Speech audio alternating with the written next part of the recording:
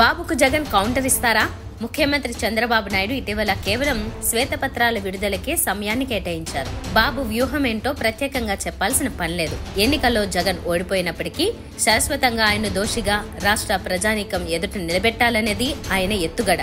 రాజకీయాల్లో ఎవరూ శాశ్వతం కాదనే సంగతి తెలియంది కాదు.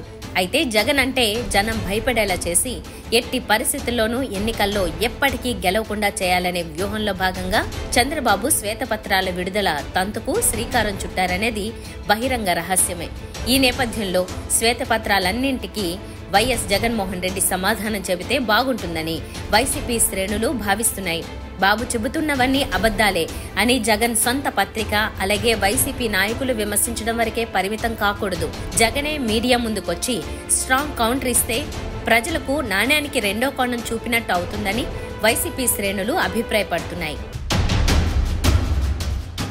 వివేక హత్య కేసులో దస్తగిరి పేరు తొలగింపు. వైఎస్ వివేకానందరెడ్డి హత్య కేసులో కీలక పరిణామం చోటు చేసుకుంది. వివేకాను హత్య చేసిన దస్తగిరిని సాక్షిగా గుర్తిస్తున్నట్లు నాంపల్లి సిబిఐ ప్రత్యేక కోర్టు ప్రకటించింది.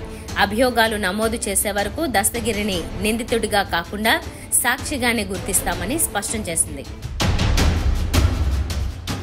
ఇవాళ ఢిల్లీకి చంద్రబాబు. ఏపీ ముఖ్యమంత్రి చంద్రబాబు ఇవాళ ఢిల్లీకి వెళ్లనున్నారు. జూలై 27న ఢిల్లీలో జరిగే నీతి ఆయోగ్ సమావేశంలో పాల్గొంటారు. ప్రధాని నరేంద్ర మోదీ అధ్యక్షతన జరిగే ఈ సమావేశంలో ఏపీకి సంబంధించిన పలు అంశాలపై సీఎం చంద్రబాబు గళం విప్పనున్నారు.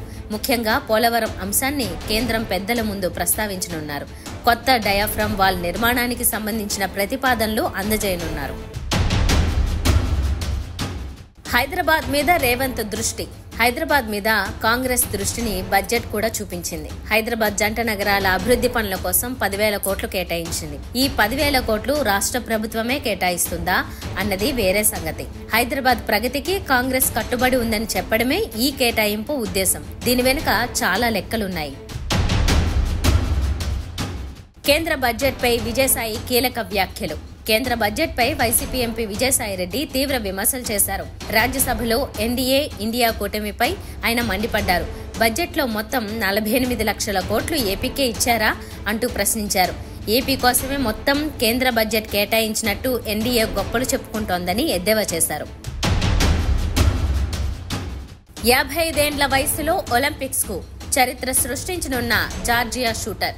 40 ఏండ్ల సుదీర్ఘ కెరీర్లో ఒలింపిక్ పథకాలతో పాటు వరల్డ్ ఛాంపియన్షిప్, యూరో ఛాంపియన్షిప్స్ లో నినో సెల్యుక్వేట్స్ కొల్లగొట్టింది. తాజాగా ప్యారిస్ లోనూ బరిలోకి దిగనున్న నినో 10వ ఒలింపిక్స్ లో పాల్గొంటుండటంతో ఆమె విశ్వ క్రీడల చరిత్రలో సరికొత్త రికార్డు లిఖించనుంది.